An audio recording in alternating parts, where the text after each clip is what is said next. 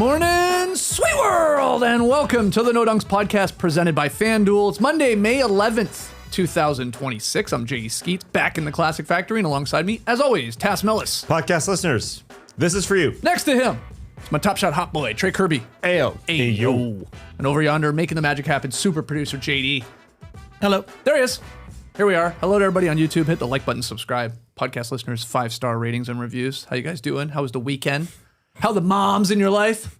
Everybody happy? Flowers, chocolates, gifts, Absolutely. massages. What are we talking about? Oh, yeah. Oh, There we go. yeah. There we go. Good. Good weekend though? Yeah. Thanks to 1-800-Flowers. Nice. Yeah, we got some nice Big ones. time. Thanks Yeah. to 1-800-Flowers. Thank you to 1-800-Flowers. Thank you to 1-800-Flowers. Not an ad, but sort of an ad. Sort of Actually an an ad. ad. Sort of, Previously yeah. an ad, but, you know. Very Really cool well. zip ties that they sent along. You gotta see them. That may have been my favorite part. I can bring them tomorrow. How about that weird, cardboard thing that goes around the box. vase? Yeah. He loves cardboard, man. This guy, Oh, you gosh. can't recycle this. It's too cool. It's like a honeycomb protective device. Tell your kids put it on their arms. They'll look like they have huge muscles. Oh, yeah. That's true. Yeah, fascinating. 1-800-cardboard. Yeah. For all your favorite cardboard shipping needs. On today's podcast, we got a lot to break down here. We're going to discuss Wemby's ejection, throwing the elbow on Naz Reid, and the Wolves' comeback to tie up that series 2-2. We're going to highlight the Knicks sweeping the Sixers out of the playoffs, and we'll look ahead to tonight's 2 Game 4s in Cleveland and in LA. But first, we start this Monday morning with the Washington Wizards winning the draft lottery on Sunday. Happy Mother's Day to the Wizards. They will pick first overall for the first time since choosing John Wall in that spot in 2010. Wall was the Wizards on-stage representative for yesterday's lottery, so good job, NBA scriptwriters. The Utah Jazz moved up on lottery day for the first time in the organization's history to number 2. The Memphis Grizzlies moved up 3 spots to number 3. And the Chicago Bulls, yes, under a new front office, jumped all the way from number 9 to number 4. The big takeaway in terms of the losers of it all, the Pacers lost their protected top 4 pick to the Clippers, who got the number 5 pick. But we'll get into other winners and losers here in a second. Let's just talk about the Wizards, though. Getting this done and getting the number 1 pick in a loaded draft. So finally, the worst team in the league gets the number 1 pick. How fitting is this now that we get rid of this actual strategy or style of lottery? Yeah, Adam Silver said, see, tanking works. That's why we got to change some things up a little bit here. But this is just amazing for the Wizards. It's going to be weird next year. They're getting Trae Young and Anthony Davis back. So this is not a team that is going to be bottom of the barrel going into next season regardless. Right. But they have been for the past 3 seasons. And we've talked a lot of times, like, their rebuild really needed a star. So even if they hadn't done the Trae Young, Anthony Davis trades, this would be pretty sweet for Washington to get a guy. And I'm guessing AJ Debance seems to be the number 1 pick, though. According to Jake Fisher, there is some trade down potential from the Wizards. We'll see if it actually happens. It worked out pretty well for the Celtics once upon a time. True. To trade down from the number 1 and get some stuff in the future as well. We'll see what ends up happening there, but you like to see them hang on to the number 1 pick after 3 years of just being completely trash. And next year, they're an interesting team. You know, they have some interesting young players. They're getting back 2 all-stars in Trae and Anthony Davis. I assume Anthony Davis will be on the team. So it doesn't totally feel like a guarantee at this point, but I think he'll be there. And then if it's Debance or whoever they end up taking it, I don't know. If they trade down, it'll be like to 2 or 3. It won't be very far, but they're going to be getting a big-time prospect along with a couple of guys. They'll probably be back in the play-in mix, I would have to imagine. So awesome for the Wizards. Pretty cool that John Wall was like, yeah, you bring a number 1 pick to get a number 1 pick. Okay, yeah, it worked out that way for sure. John Wall's done this before. I assume he has sat He's there been back? for the Yeah. Washington Wizards Has he? before. I feel like he has. It does feel like it, but I'm not 100% convinced. I didn't go back into the Yeah. history of draft lotteries to see if he sat there before. It feels like he has been there. Either way, they've got the number 1 pick. They have been bad for several years. They have been planting this as their front office has a bunch of OKC former employees. They're trying to do the same thing. It sure feels like, well, let's be bad for a long time. It seems like the Washington Wizards have disappeared off the NBA fans' radar for a while. They've just been a really bad team, just like OKC Unless did. Bam Adebayo was scoring 83 points on them. Yes. For that reason, I agree, yes. though. But they have been. Right? Yeah. They've lost 64 games the last 3 seasons, the first team in NBA history to do that, which is weird to say that, but yeah. So they have been bad for a long time. Getting a number 1 pick, it is interesting to think about if Anthony Davis is going to want to play with the number 1 pick. I know, Trey, you always wondered if he liked playing with Cooper Flagg in the Dallas Mavericks. I wanted to say that Cooper Flagg appeared on Anthony Davis's prank show. So I do think they liked each other because I don't think he'd ask him if he didn't like him. Right. So I think they're buds now. Anthony Davis is the real NBA draft lottery charm, luck charm, whatever you want to call it. Isn't this the 3rd time? Right.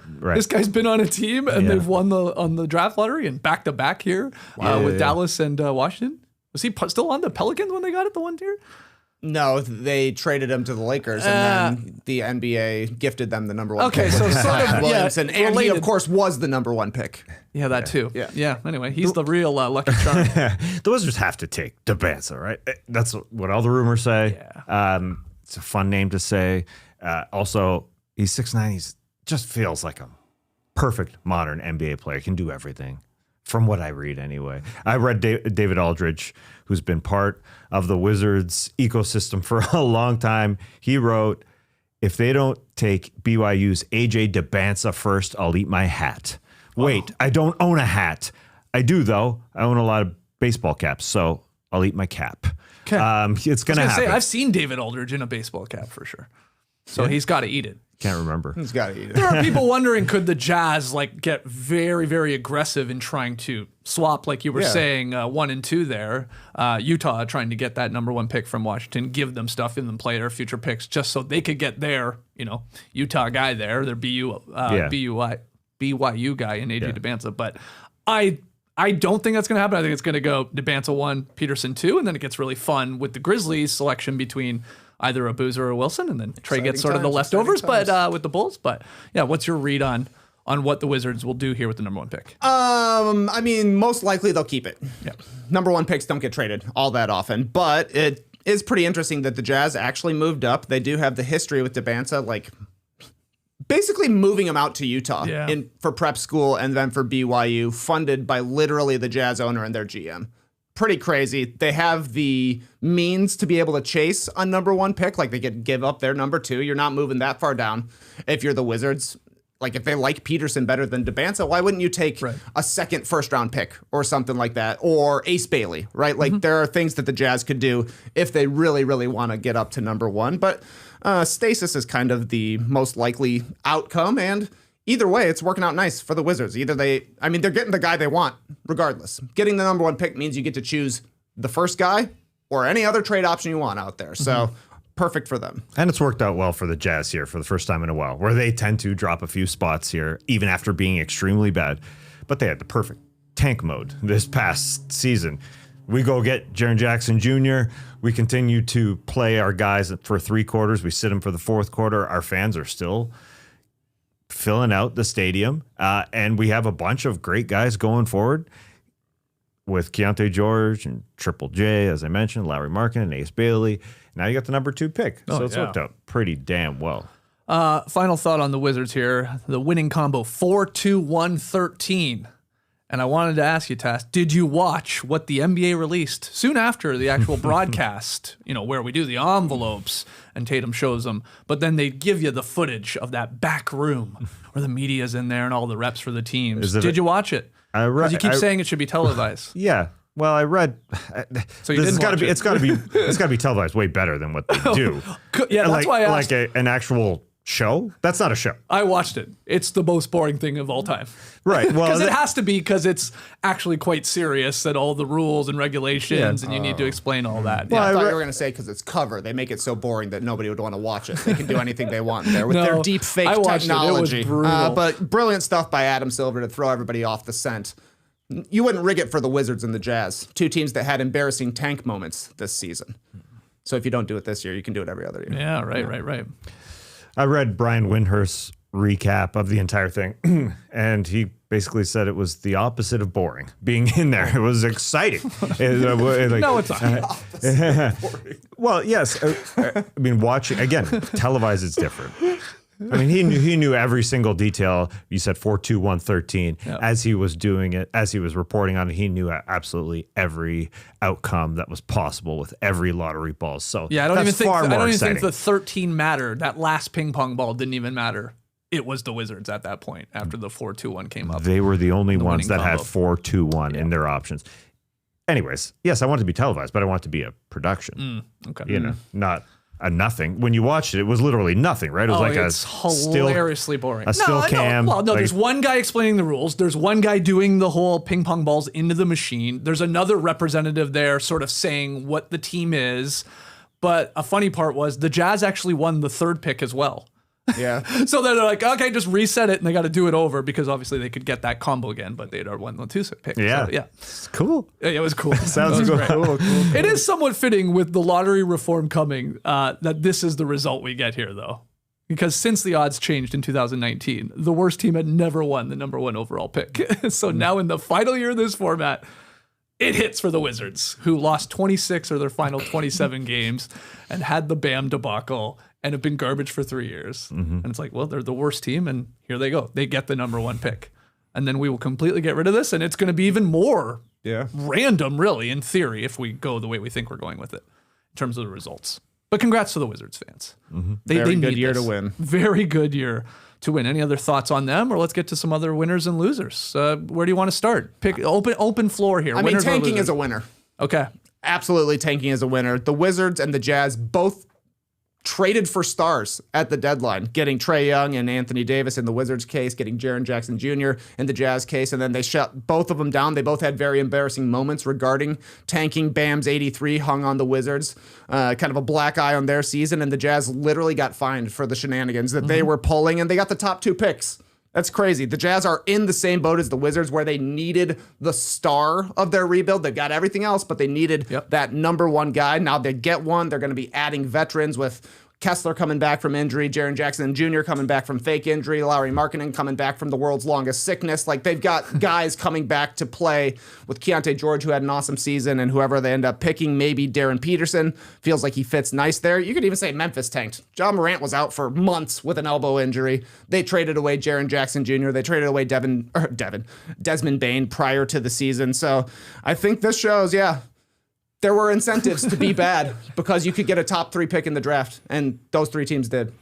And this was the year to do it, considering how good these draftees should be. There's a bunch of them, as you said. Like, you could go down to the Grizzlies, who, as an organization, are just doing a 180-degree turn. See you later, Jaren Jackson Jr., Desmond Bane before that, and it sure feels like John Morant has played his last game. Wow, they've been filling the cupboards slowly, like these other teams have. Cedric Coward should be a good young player for a very long time. We'll see how Zach Edey's body holds up. So they're doing the slow play here, as the Wizards played it perfectly, being bad for a long time, while the Jazz also had been bad for a long time, but finally a higher pick, not the number 1 pick, but a pretty high pick here that will very likely be Darren Peterson, although he was ranked, as I read, number 1 for a long time.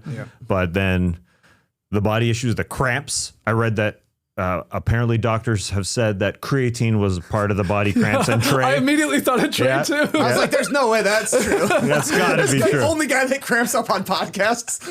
Literally nobody else. Yeah, sure. I'm taking 100 milligrams of creatine a day.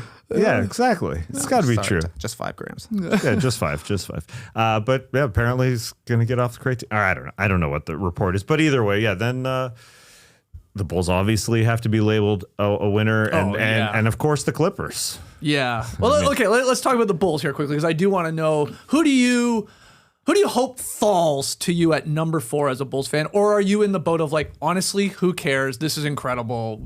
They're saying it's a top 4 loaded draft, and we're one of those selections. I'm happy. Yeah, exactly. Whoever's dropping to 4, I'm happy. Like, I'm a Cam Boozer fan. Not everybody is. He seems most likely of the top 3 to drop out just because of concerns regarding his athleticism. Caleb Wilson is the guy who's mocked there for every single mock draft right now. He's at 4. Yeah. New Bulls GM Bryson Graham said, I'm into slap, size, length, athleticism, physicality. Wow. Sounds like Caleb Wilson to me. It does. Oh, man. We got I was acronyms hyped. now. Slap. It's all about the slap. No Will Smith. But Yeah, I was mixing up a beautiful lime crema yesterday as the draft lottery was going. Bulls moved up. Whoa. I'm not stopping. I'm not stopping stirring. Getting too much air in that. I'm going to stir until they get the number 1 pick. They came to 4. Crema was good to go. Okay, good. Yeah, A lot of air in that crema, I'm sure. It was great. Yeah. We got some leftovers. It'll go nice on the chickpea stew tonight. Excellent. So, huge for those top 4 teams, obviously, in Washington, Utah, Memphis, and Chicago. I'm a little interested to see where, if it goes AJ and Darren 1-2, I'm intrigued at least which direction the Grizzlies would go. Do you take like maybe the more upside player in Caleb Wilson or the more sure thing, sort of almost, dare I say, almost Pau Gasol-like in a weird way, just like going to be a 2010 guy. I'm talking Boozer here, of course, and you sort of like build your franchise around him. I'm not sure you can go wrong, but I'm fascinated to see who they pick, and then that leaves the leftover for TK there and the Bulls fans. Yeah. Does it start at number 3? Does the draft start at number 3? Sort of, kind of.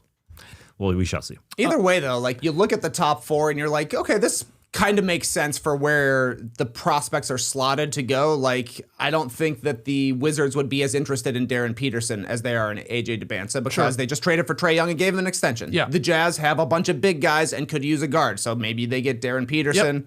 Grizzlies, I think, are kind of more unformed right now, but it definitely feels like Ja Morant could be on his way out. The biggest thing is they got probably their next star, or at least their next marketable guy that they're going to be pitching things around. And then, the Bulls, they got the 4th pick, and it's never gone poorly for the Bulls drafting 4th. Oh, boy, I did hate remembering my brain. What do we got? We got Patrick Williams, of course. Oh, yeah.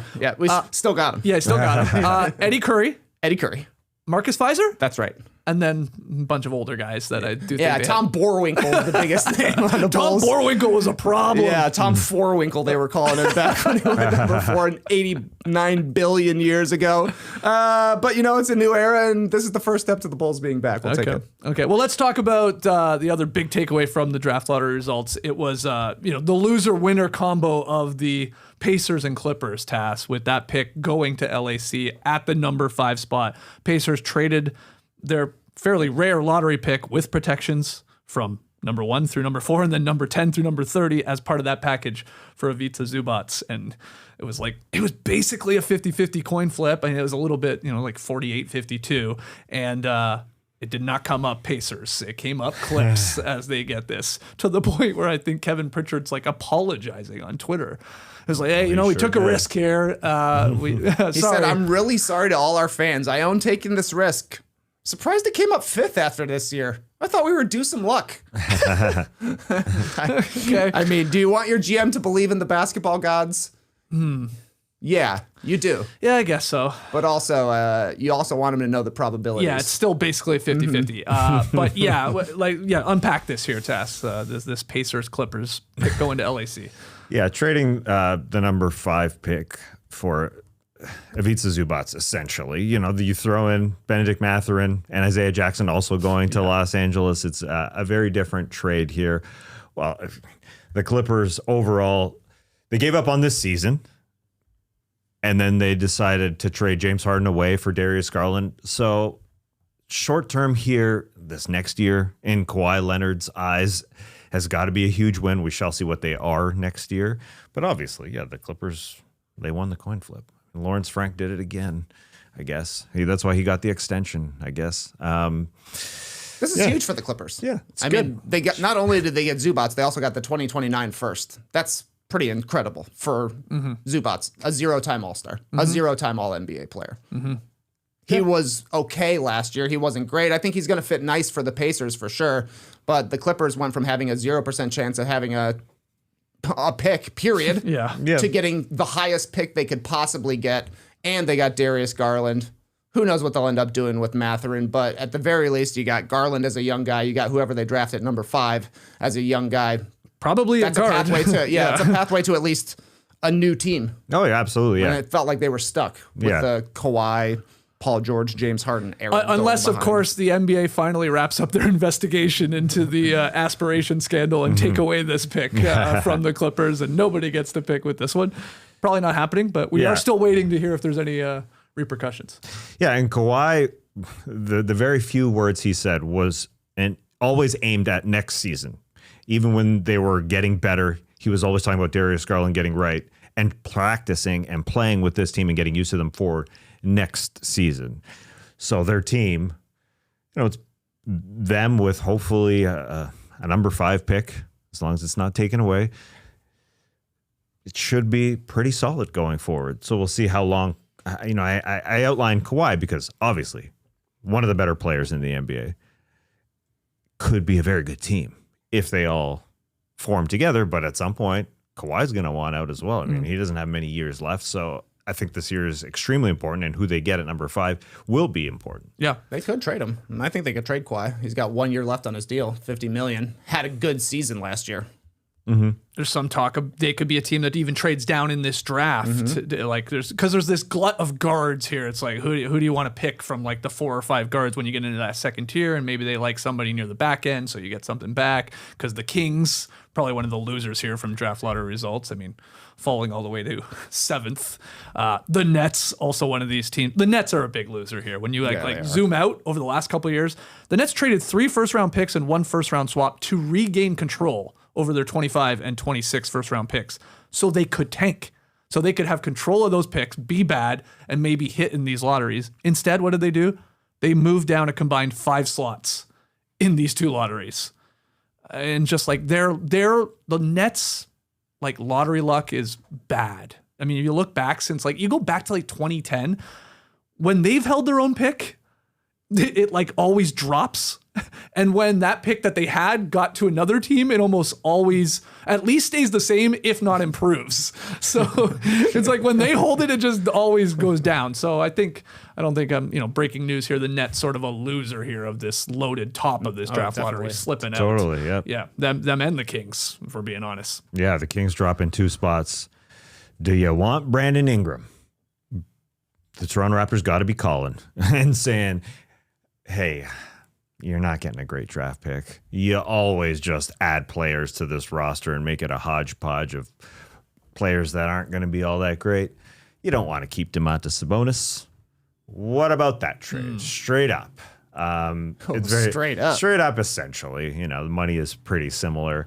Yeah, just to clarify, no, they're not giving up the number 7 pick. Is what you're saying. No. But because you don't get a draft pick, you have to basically do the same thing you just did, which is, a Zach LaVine, DeMar DeRozan type of team. So come on, bring on in Brandon Ingram. That's what the Raptors, I'm sure, are calling about, who owned the Pacers' number 5 pick once upon a time, because the Pacers' number 5 pick was traded to them for Pascal Siakam. I mean, it wasn't number 5 at the time, but it was one of those 3 trades that they ended up turning into Brandon Ingram. And then New Orleans traded it back to the Indiana Pacers, and that whole thingamajig. That is crazy. It is crazy. So they could have had the 5th pick. They could have had the 5th pick. Yeah, That's the 3 picks that they got for Pascal Siakam ended up being Jacoby Walter. This one for Ingram, and then one that they traded to the Jazz. That whole Ochai Agbaji trade. Right. But interesting stuff. Yeah, Kings, easily a loser. It feels like they're just going to keep on doing the same thing. And the Raps would be extremely happy to go get a Domantas Sabonis, I think, over Brandon Ingram. I know it's a reach, but it's a better. The Kings should not do that. No, the Kings should not do that. I don't think the Raptors should do it either. So this is a classic lose-lose. Because I don't want to have Sabonis on our team. You don't think it's a better playoff player than what Brandon Ingram was? Really. No, they're both bad not really. in the playoffs. I got to be honest. Well, he could be the new Karl Anthony Towns, just firing away. I mean, the Raptors need passers. They need guys to set up the rest of their players. They don't have them, and that would be ideal for them. Either way. Big loser for the Kings. Any other winners or losers, TK, from Sunday's results? The Pelicans are losers for sure. They could have had the 5th and the 8th pick in this year's draft, and instead they traded away both of them last year. Yeah, I guess it could have been worse. It could have been worse. The pick did go into the 8th spot there. So that's why I have the Hawks as like a minor loser as well. It was looking like they were going to get the number 1 pick early in the season, but then New Orleans tried really hard down the stretch and made their odds less favorable, and now they got 8th.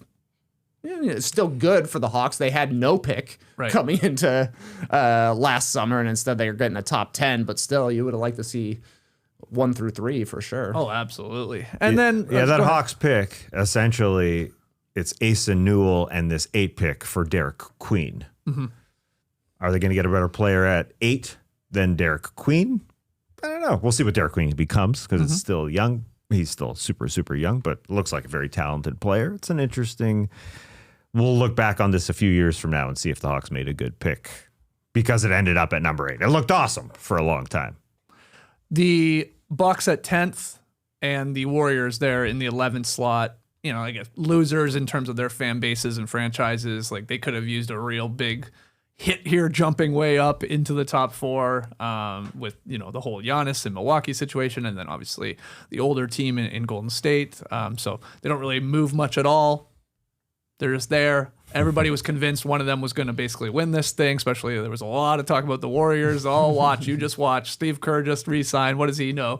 And instead they just stay here at the back end of the lottery. Yep, and I mean, the Thunder, just you got to feel terrible for them, not moving up, having to stay 12th. That sucks.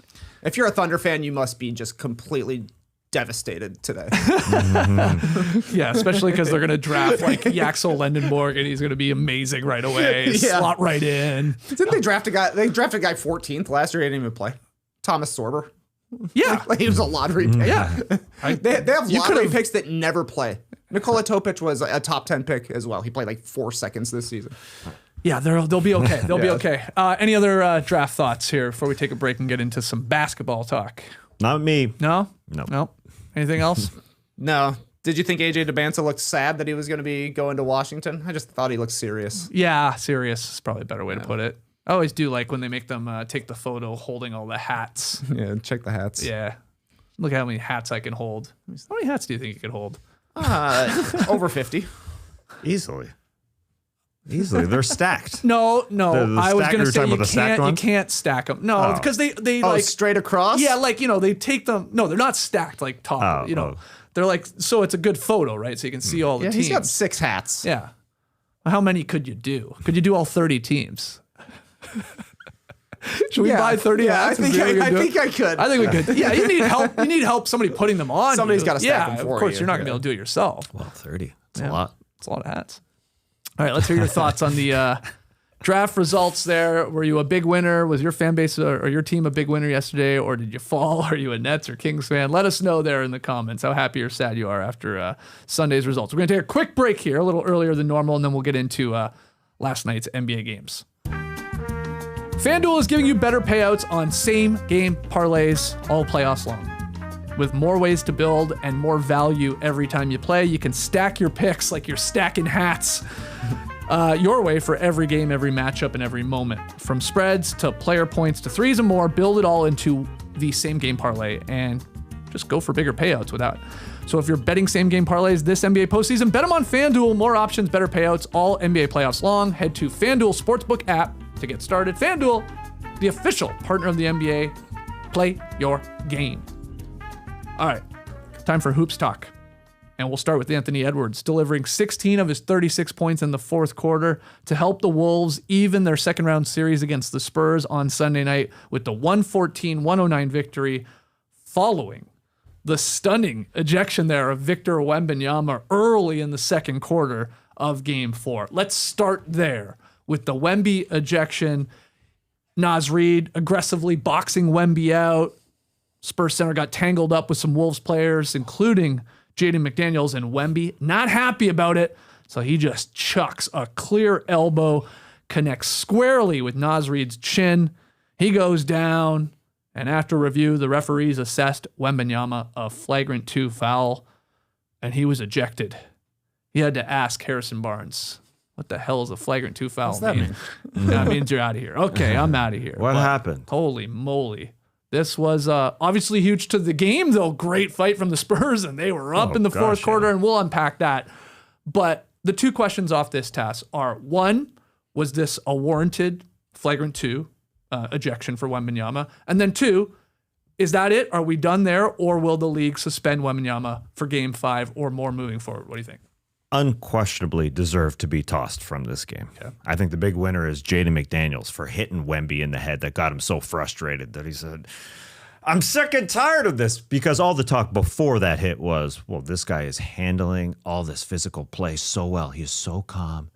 And you're right, Naz Reid, a mean box out. He's the winner from last night too. Guy got hit over and over and over again, but just kept going.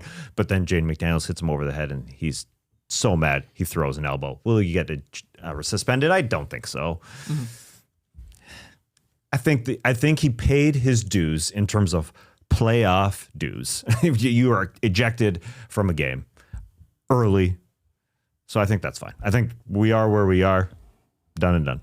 Yeah, he definitely deserved to be ejected because that was a brutal elbow. That's like the kind of elbow that left Bill Cartwright with his voice, right in the throat to Naz Reid. He's sending a message for sure. He's protecting himself. Mitch Johnson said as much in post games. Like, he's getting hacked all the time. Of course, he's going to try and protect himself. But when you're 7'5", your elbows are just going to end up high. So if Wemby's throwing elbows like that, it's not surprising that he's going to hit somebody in the head. That's just how his body is. Will he get suspended? I lean towards no, but this ain't too different than Meta World Peace James Harden back in the day. Now look, Meta World Peace had a monster track record at the time. This is Wemby's first ejection. He's one of the poster boys for the NBA, so I think it's doubtful they suspend him. But if they came down with a one-gamer, I'd be like, okay, that was a bad elbow. Right, but the Spurs lost, and I think that's part of the equation too. Interesting. If they win, it's different. They're up 3-1. Here in this scenario, I think it is a little different where you kind of paid your dues. Well, no, I think what you said earlier, the time of when it happened is huge. Because I do wonder if this happens in the fourth quarter, halfway through the fourth, where he's frustrated, chucks a bow, pops him in the face, gets ejected, rightfully so. Would he then get a game suspension? But because it was like he only played, 12 minutes of this, it was like this was almost in a weird way the one-game suspension, which, like you said, they go on to lose. Right. I'm saying I do not think he's going to get a suspension here. I think he'll be playing in Game 5. But look, he's going to have to keep putting up with this, right? He's going to face this for the rest of his career. Oh, yeah. This physicality. But and man, this game was, they were letting a lot go in this. Yeah. So the frustration was, even early in the game, was building to the point where he's like doing the get off me and he's chucking bows and he caught him. Yeah, and there was a lot of I'm sure you guys seen Dylan Harper's reaction in the moment, real time, when he saw the elbow connect with Naz Reid, and he goes, oh, yeah. But he was also doing that all before the Wemby elbow. I think he was reacting to guys on top of him. Yeah, draped all over him, maybe. But Wemby had been acting so calmly, again, until that one elbow for several games. Like we talked about, Bismack Biyombo in practice is hitting him, and he seems to be calm every single game until that moment when, if Naz Reid isn't an undersized player, maybe if he's Rudy Gobert and he's 7'1", he gets it in the chest area instead of the neck area. Maybe it's not a suspension or an ejection, I should say. But that deserved an ejection. How about the pop from the crowd after Zach Zarba got on the mic and said flagrant 2? Wow, the place goes absolutely berserk. I did like Harrison Barnes, like we talked about, telling him, whether you believe Wemby didn't know what it actually meant, who knows. But I like Wemby nodding away. He was clapping. Yes, sir. Then he started high-fiving everybody. He handled the ejection pretty calmly. Yep. And credit to the Wolves PA team for playing Michael Jackson's Beat It while he was leaving the floor. You get a lot of Hit the Road Jack and all that. I like the Beat It. Yeah. With the timing of the Michael movie out right now, I thought well played all around. But, and then, obviously it impacted the game, but the Spurs put up a hell of a fight. Incredible third quarter from them. Oh, I just flash back to the 4 times that they beat OKC this season. They had all of their guys running all of the time, makes or misses, especially on makes. It didn't matter who it was. Dylan Harper's so good last night. So good. De'Aaron Fox, up and down the Stephon Castle, even some Keldon Johnson at times, Devin Vassell. Every single guy would run it down, and they would pick who they wanted to play against. If they had a matchup, they would play it, and that's what they did all last night. And I thought that was so impressive to respond like that. So we had a great game. It went down to De'Aaron Fox gave him a lead with 4:40 left. He hit that shot, but then the weird thing to me was the next possession, he comes down. It felt like a heat check, 3-ball without one pass. I didn't really understand that. And then, he missed the rest of the way. He kind of hesitated with Rudy Gobert sort of close to him on his next opportunity, but could have just shot that. Then an in and out. So he went 0 for 4 after that. Yeah.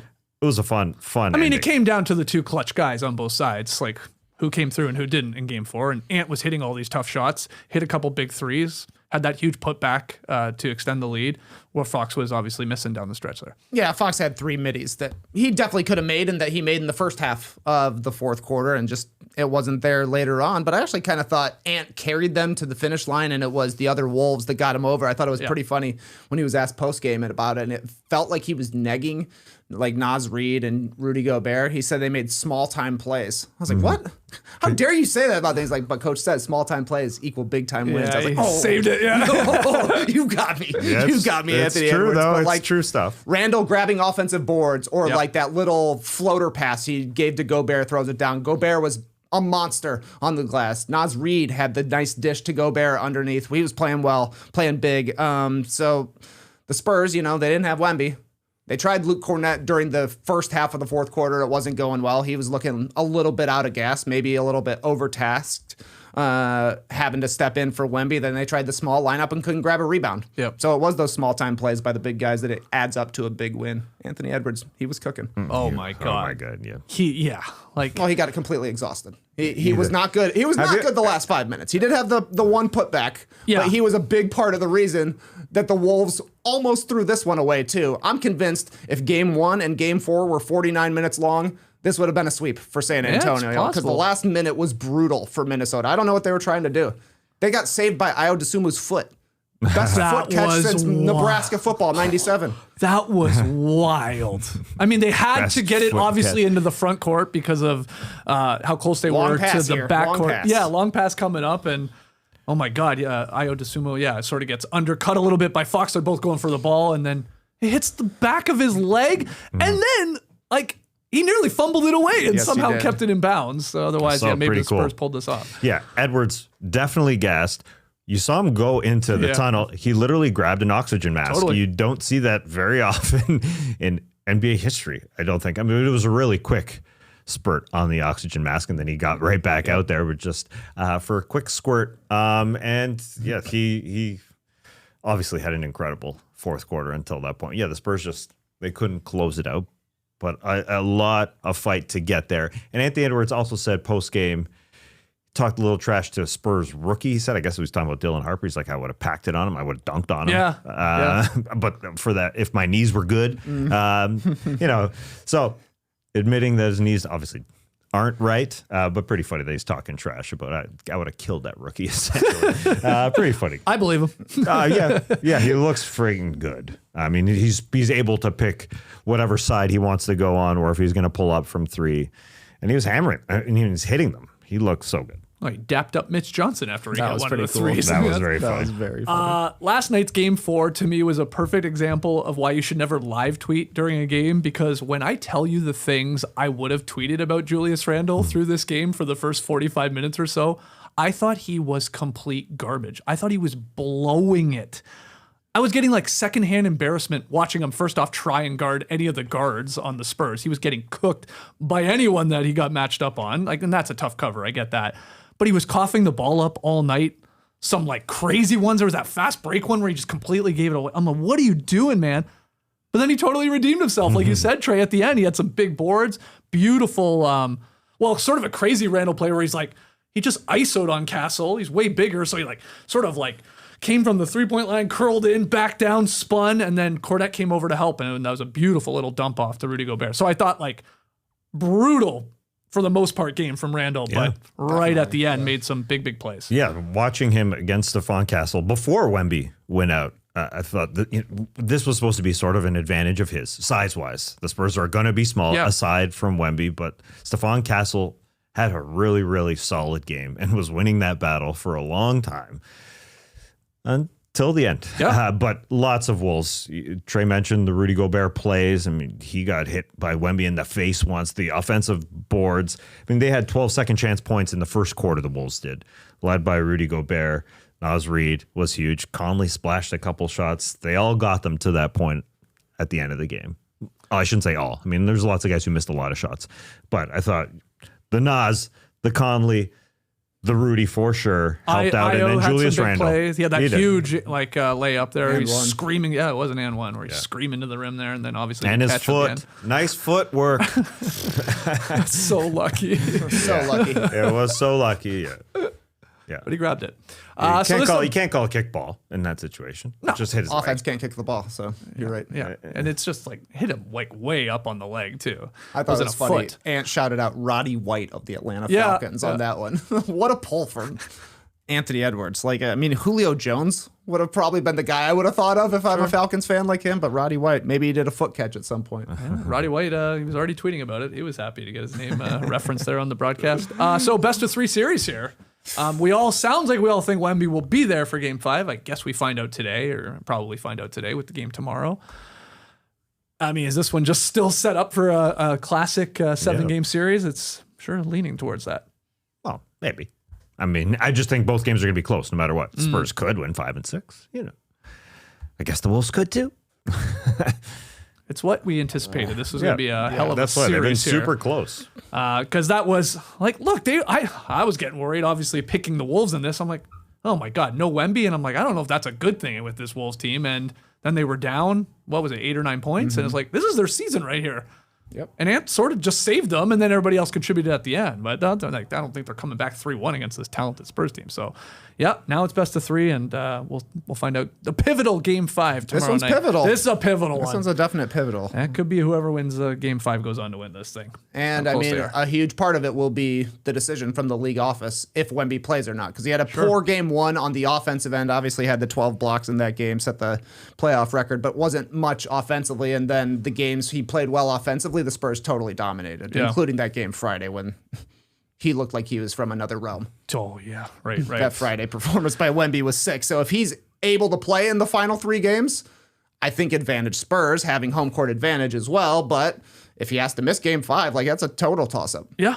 We'll wait to find out. I'm glad you brought up that Friday, which feels like an eternity ago at this point, but that was an incredible. The fourth quarter alone, his stat line was insane. The fadeaway he had was on pretty Gobert? crazy, man. Yeah. He's literally like, I had to do a Hakeem Olajuwon move. No big deal. Just tossed it out This guy's there. had an eventful 9 playoff games in his career Yeah. already. When you consider the concussion and the huge performances, and then the ejection. He learned It's it from early. Hakeem. He said that right because he has had tutorials from Hakeem. I've had that. Yeah, this series has been so good. That's why it's impossible to predict things. I thought Dylan Harper was sort of the difference for a long time in this game. Like he was going to put them over the top. I thought he was amazing. Oh my in this God, game. yeah. He's going to be their second best player next year. Oh, yeah. He is so They're good. not going to be able to bring him off the bench. He's so freaking good. I mean, Reggie Miller was like, he was fawning over him, let's say, on the broadcast, and rightfully so. Because finishers. goddamn, every bucket is like, what? That guy's a rookie? How he's so poised and like through contact, and yeah, he was monster. Guys all over him. Yeah. 7 rebounds. Like they played small, and he was probably their best rebounder. Yeah. Yeah, and he came through with a block and a steal late in this Yeah. game. He did everything. He looked really, really good. I'm sure Reggie was the one making comparisons to Manu Ginobili, right? Because he is left-handed. He does come off the bench. They made some comparisons, like what may have been Crawford, but like I think Brunson. He was given a Brunson comparison right, to him, a that's bigger true. Brunson.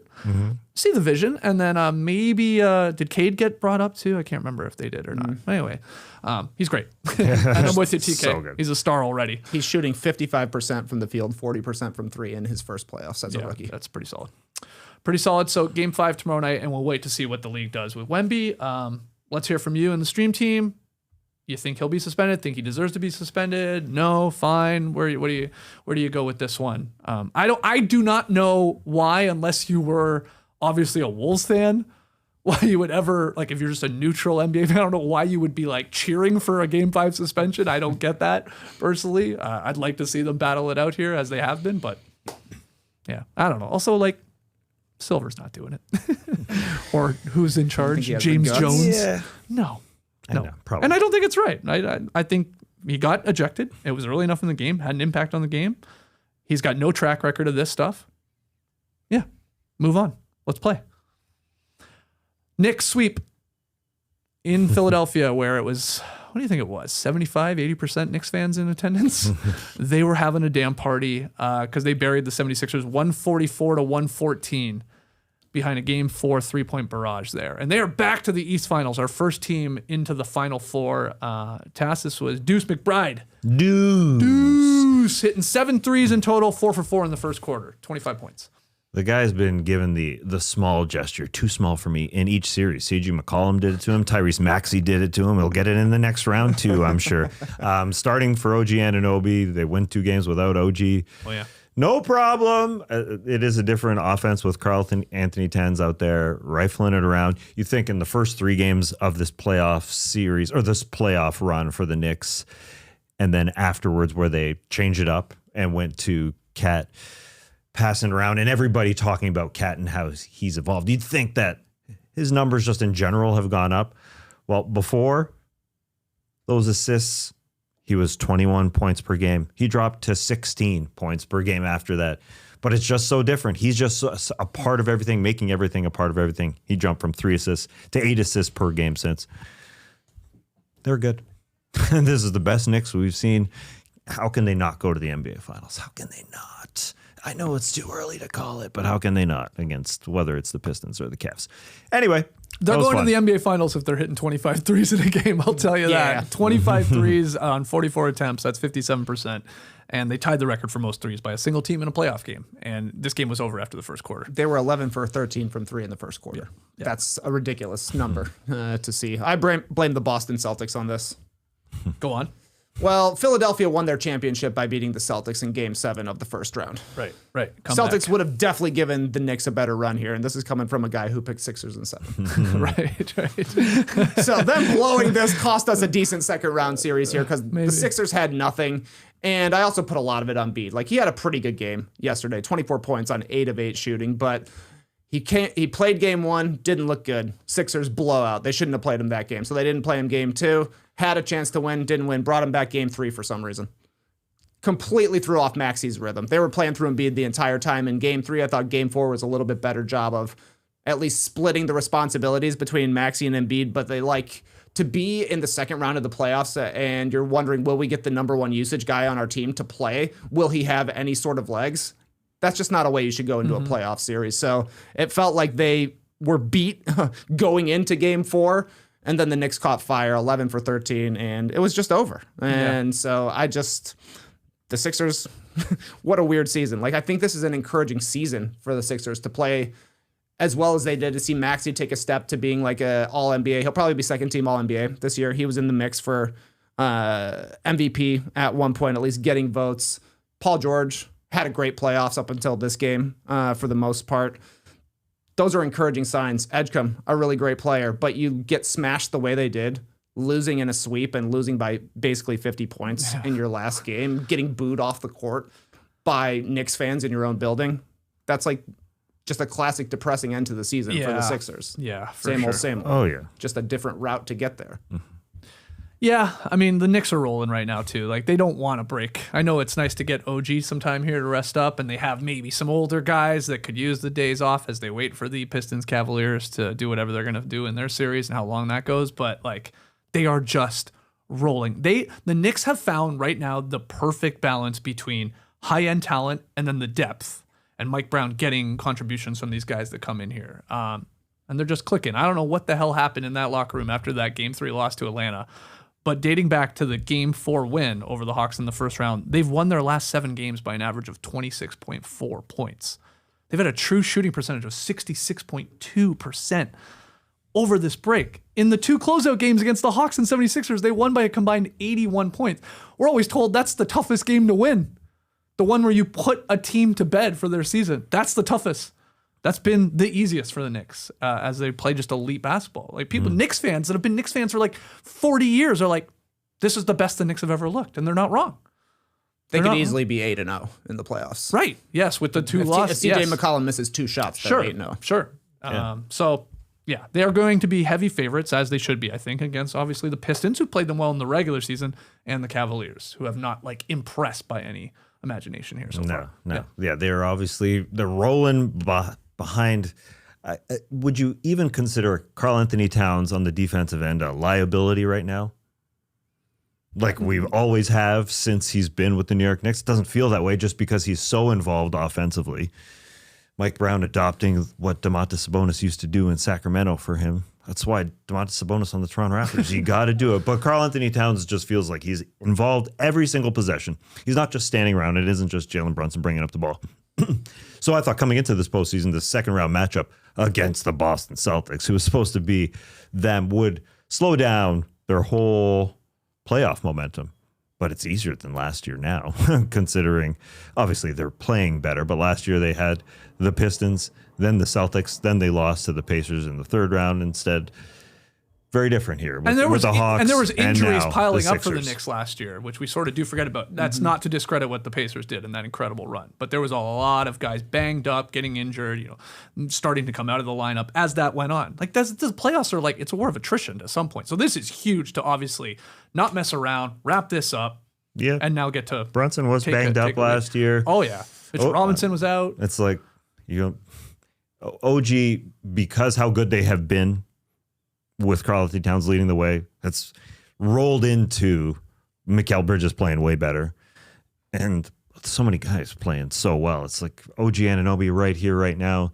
You can leave him out for a couple games just because they're absolutely cooking, but you want him to come back. That was our thinking when he picked up the injury. We talked about it here. Like, oh, do you think he'll play game 3? And we're like, probably not, because they're like, they don't need to like rush him back at all. They feel so confident right now. They're getting contributions. Like, you can bring these guys in. I mean, Shaman had a big game on Friday night, right? So, yeah, they're okay. They just get to rest him, and he'll have been off like, it's gonna be like 10 plus days, isn't it? Good. By the time they play, I don't think it starts until the 17th or 19th, the conference finals. It's the 11th today. Yeah, he's got a hell of a break here for the hamstring. Any other thoughts on Knicks sweeping? I thought Bridges played a really, really great series. 18 per game, 4 rebounds, 4 assists, 64% from the field. And his defense on Maxey was pretty good. Like, Maxey for the series ended up at 18 a game on 43% shooting after lighting things up in the first round. He had a couple of big scoring games, but even those were inefficient. And Mikal Bridges was a huge question mark, even in the Hawks series, until he exploded in game 6. It carried over into this series as well. But there were times during the regular season when Mike Brown was going with Landry Shamet or Deuce McBride over Mikal Bridges as like their perimeter stopper. This was a big responsibility to be able to stick Maxey, and I thought he did a really, really good job while also still having enough juice to contribute on the offensive end as well. So that's encouraging for New York. It feels like everybody's like Brunson. We barely even mention him right now because everybody else is playing so well, but he's had a good playoffs. Towns has changed his game and has taken a step forward. I don't really think there's a big man to test him defensively in the Eastern Conference. Like, okay, Embiid went 8 for 8, but okay, he's hitting tough shots and you're getting so much back on the offensive end that it doesn't matter. OG was their best player through 6 games, basically. And then Bridges has been solid as well. Good performances from the bench. Yeah. They look like the team to beat in the East for sure.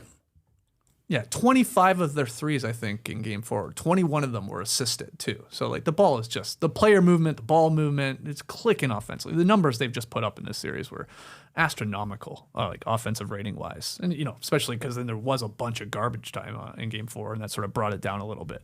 Impressive stuff. Knicks into the Final Four. Do you think they care at all who they would rather play? Be it Pistons or Cavs, or just, like, with the way they're playing right now, it's like, come on, let's go. They'd rather play the Cavs. They'd get home court advantage in that scenario too. Oh yeah, which is big. Yeah, but there's a tough level to the Pistons that the Cavs can't match. The Knicks feel like they can outscore the Cavs, while the Pistons play a little harder. I think. Okay. They gotta feel like they can outscore the Cavs. Yeah, I think they can outscore anyone right now. I don't think they're really concerned. Yeah. Anything else? A lot of Knicks fans there. A lot of Knicks fans. I mean, like, not do you surprising. blame Sixers fans, though? They're like, I'll make back my season ticket money, and we're down 3-0 anyways. Not at all. And, like, it's Mother's Day. These Knicks fans are going because it's way cheaper than to go to the Garden in New York. It's so close. I mean, I'm sure there's a lot of just Knicks fans in the Philadelphia area anyway. So it's alarming to see that many Knicks fans, like, or visiting fans in a barn. But, like, no, I don't blame anyone at all. Maxey said it was louder for the Knicks in Philadelphia than it was in Madison Square Garden. Yeah, because they're like, wow, we never get to see our team play. Yeah, exactly. This is cool. And we're like, I mean, also, they were hammering them. It was like they got to celebrate the entire game. after they, Deuce McBride hit his fourth 3 in a row. It's basically a party for the rest of the afternoon. Yeah, when you're in opposing barn too, you got to be loud. When you're at home, it's a little more chill. So you're saying they sold season seats in general?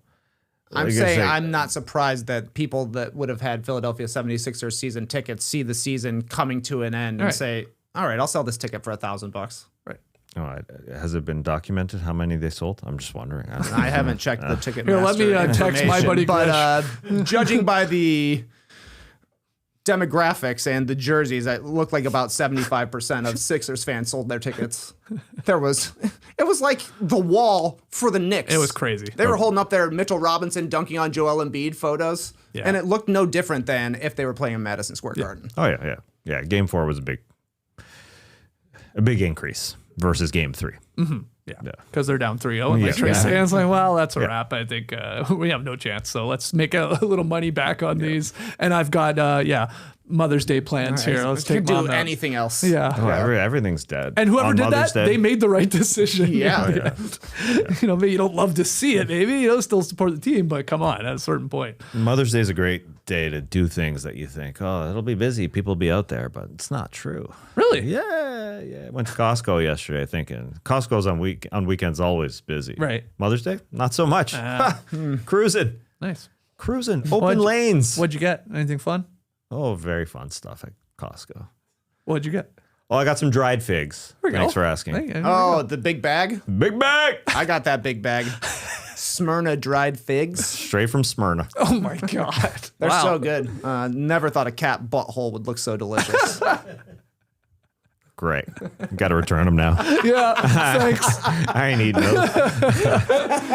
All right, Love Light of the Night, sponsored by Gustav Wynn. Gustav Wynn is the fictional author of The Blowing Sports, an illustrated history of bellows ball, blow ball, and blow pong. Visit blowsports.com. What the hell is coming out of my goddamn mouth right now? Hundreds of years, millions of balls, billions of blows, so much scoring, but not a single coffee table book bringing all those climactic moments to the fans salivating for them until now. The Blowing Sports provides hours of entertainment for the living room, the waiting room, or the bathroom. It's a gift to tickle dad's fancy for Father's Day too. So go to blowsports.com. This is a real website. You can go to it right now, or search The Blowing Sports on Amazon for a hard cover or paperback to get your mind blown. Are you more of a fan of bellows ball, blow ball, or blow pong? Tass, that's a question for you. That's a question for me, Brian Bellows. Listen, when we were looking at blowsports.com, well, actually, we were looking at the PDF that we were sent by Gustav for Wynn. bellows ball. Yes. Yeah. We were all mesmerized, right? I mean, we were looking through this. This was extensive. How much work Gustav put into this. This is just... Go to blowsports.com and just you'll have your mind blown. Mind blown. It's perfect. This is one for the ages here. But thank you, Gustav. And you think that URL was taken before? Yeah, how'd you get blowsports.com? Yeah, pretty good URL. Right? Way to snatch that up. Who do you think should have been using it before That's this? a great question. I don't really have a good answer for that. Who would be using blowsports.com? I mean, just teams that are bad, let's say. Like the Wizards. Like the Wizards should have that redirected to their website. Yes, something. It's like a tankathon could follow under the Blow Sports umbrella. Right. Yeah, you could do it for every sport. Every sport. All right, well, Low Boy of the Night goes to Deuce McBride. Please call him by his government name. Miles McBride scored a playoff career-high 25 points in that Knicks series-clinching Game 4. 7 to 10 from the floor. All of his makes coming from 3. Deuce just letting him rip from deep. Added 4 boards, 1 steal, 0 turnovers in 29 minutes of action. So it was between Ant and Deuce, but I thought, why not give Deuce some love? Congratulations. Deuce McBride, your Blowing Sports and Illustrated History of Bellows Ball, Blow Ball, and Blow Pong hardcover is in the mail. That's what you get for winning Woe Boy today. Mail him one. You get this. What is this? Deuce McBride with everybody else in the Knicks. They got like a week off to read this cool new book they got. It'd be mind blown. Mind blown. All right, game 4 look ahead.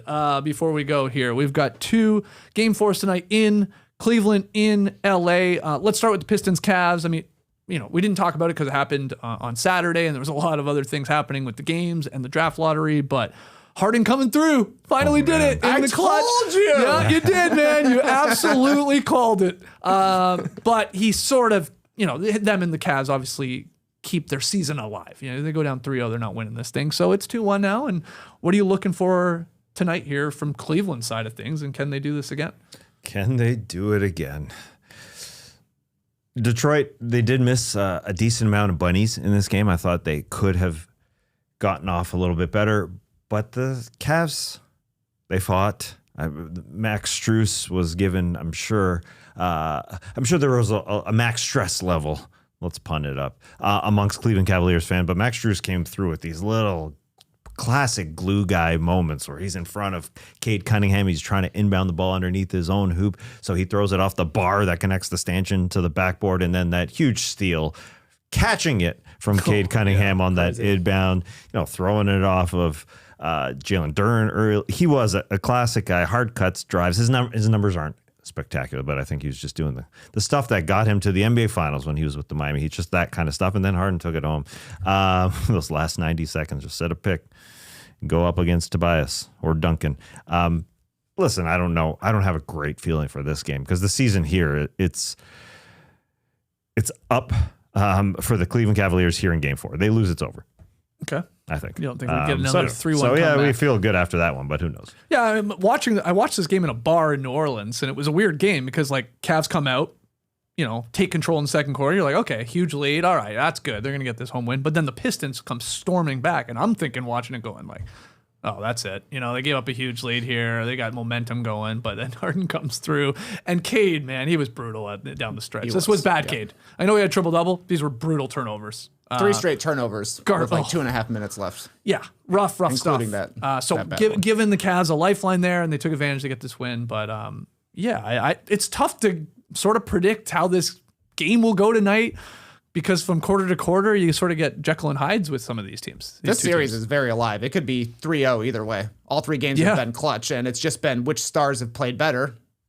Detroit's star, Cade Cunningham, played better than Harden and Mitchell in games 1 and 2, and Mitchell and Harden both outplayed Cade in the fourth quarter of Game 4. So that's kind of what it comes down to. I mean, 3 straight clutch buckets from Harden, hit a jumper, hit a floater, hit a 3-pointer, and it was like vintage Harden buckets as well. The crossover was nice. He had the step back where he fell down before the ball was basically out of his hand. Could have been an and one, but it wasn't, and they just looked good. And it was Mitchell, I thought, kind of carried them up until the 5-minute mark, and then he was happy to defer to Harden, who was looking effective. I thought Allen Mobley kind of had big performances as well. At least I think they probably outplayed Jalen Duren. They had impacts. Neither of them had crazy huge numbers or anything like that. They left a lot of points on the board at the free throw line, those two, too. Sure. Yeah. But they made an impact inside, and their defense forced a ton of turnovers from Detroit. So turnovers and clutch play is kind of what it's all come down to in this series. So Game 4 should be good. Yep. As for the other game tonight, 10:30, this one's on Prime. The first one I should have said is on NBC/Peacock. But Thunder Lakers. Is this the last time we see LeBron James play? Tass? In his career? Yeah, no, I know you know the answer. I know you think the answer is no. I heard Friday, but sure feels that way. Okay. Hey, it could be, right? Yeah, listen. I'm just counting the smiles of OKC's players. I think they got the most smiles per game of any team in the league. They smile they're just so comfortable with who they are, what they are, no matter what the game is. So we'll see if they can do another one. I mean, we got a Case and Wallace game in game number 3, the classic. Every year you're going to get a Case and Wallace game, 4 threes for him. AJ Mitchell, awesome. Oh my gosh, AJ Mitchell. Yeah, he looked really, really good. Austin Reeves going to do some complaining tonight. It's like Luka never got injured. We got Luka part 2 here at Austin Reeves. Although I do think it was warranted for a couple times in this game. He should have got a couple calls. Okay. Luka on the bench with a ball in his hand. The first stint of this game until the first timeout, he was just sitting there with the ball. But then after the timeout, the ball was out of his hands. Should a player on the bench ever have a ball in his hands? That's my question to you. I don't think the answer is yes. I think the answer is no. No. Because it can always roll on the it could always roll on the floor. Oh, yeah. But he had it for like when we coach 5 kids minutes. at the YMCA, you can't. Like kids always want to have a ball in their hands Yeah, when but they're these sitting guys over there. aren't kids. No, I know, but we're saying no, you can't. I know, I agree. Put them under the chair. Yeah. I agree. Yeah, under the chair. Sure. Yeah, that's why I think he was asked after the first time out, can I get that ball, dude? Because he's just sitting there with the ball the entire time. That's all I got to say. That's all my analysis from this series. I know just feels like it's over, baby. It is. Every game is the same. The first half is pretty close. Yeah. Lakers have led in the last 2 games. Point differential in the first half of this series, +5. Second half, it's a blowout for OKC every time, +54 through 3 games. They've got 12 guys who could play for the Lakers, and there's like 3 guys on the Lakers that would actually play for the Thunder. Yeah. They're not ready for that perimeter defense. And you're right. DeAndre Ayton ain't one of them.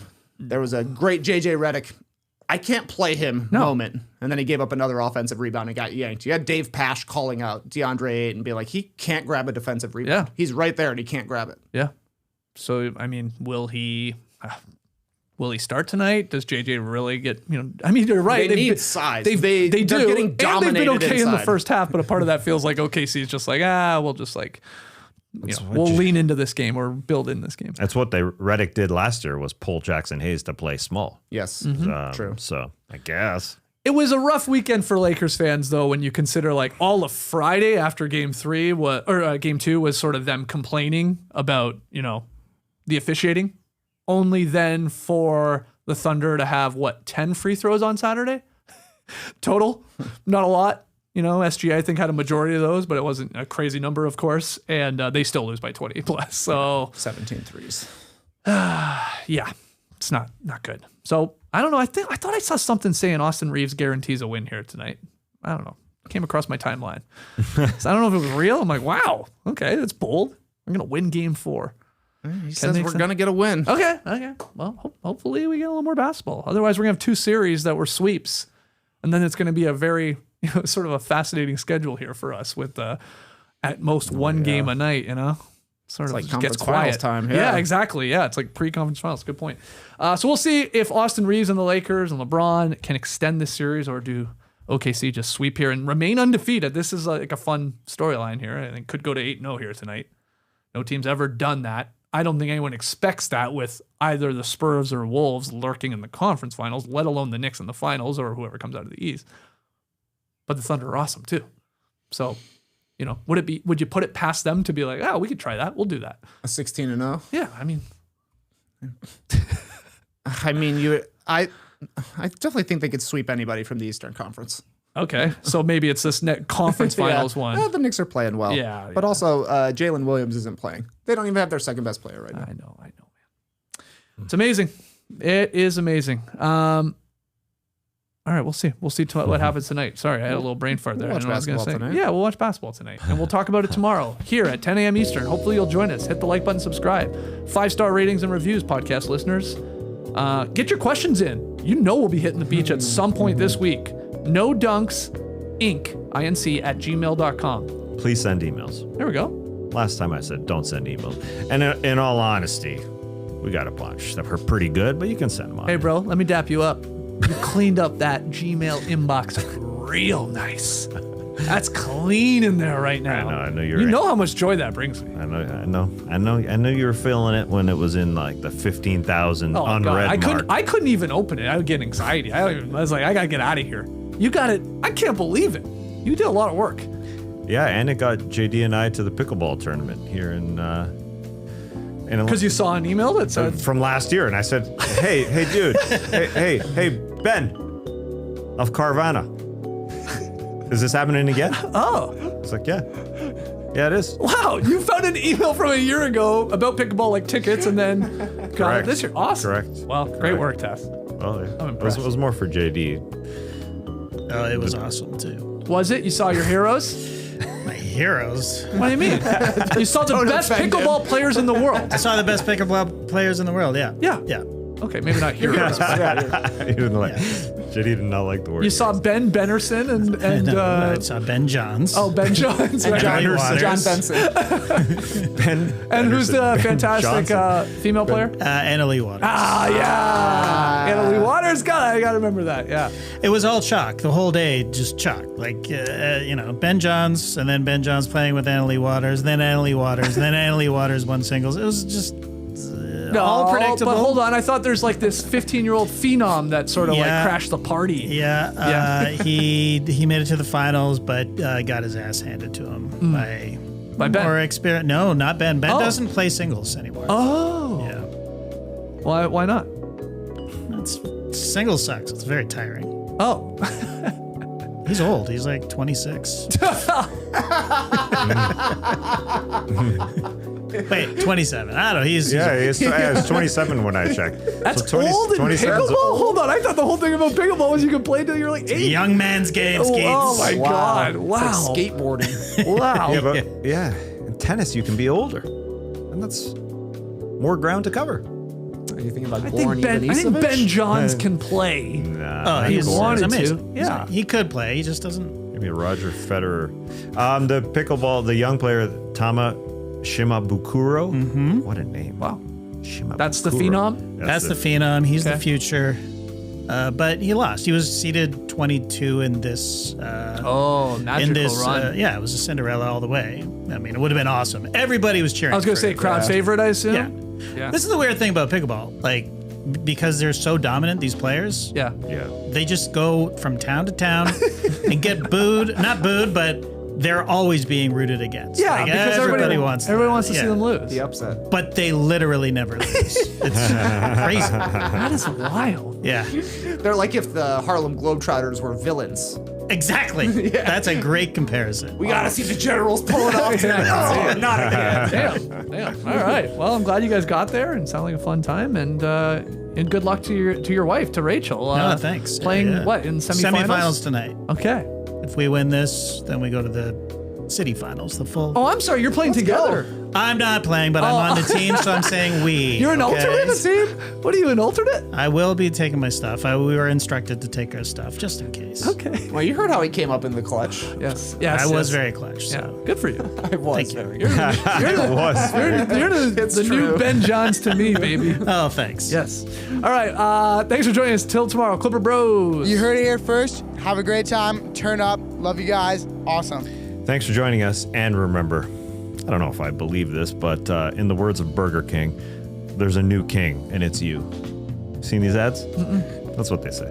They're trying to come back. Burger King's trying to come back. You know, they want to rival the other greats. I did see something that they apparently paid for an entire wedding for two people whose last name were Burger and King. Okay, that's cool. If it's real, it's pretty Respect cool. that from them. So somebody had last name Burger. Burger was getting married to a Somebody king. named King, yeah. That is pretty cool, actually. I think they also they ditched the king, right? Like the he's weird gone. face guy. He's out of here. That's part of the ad too.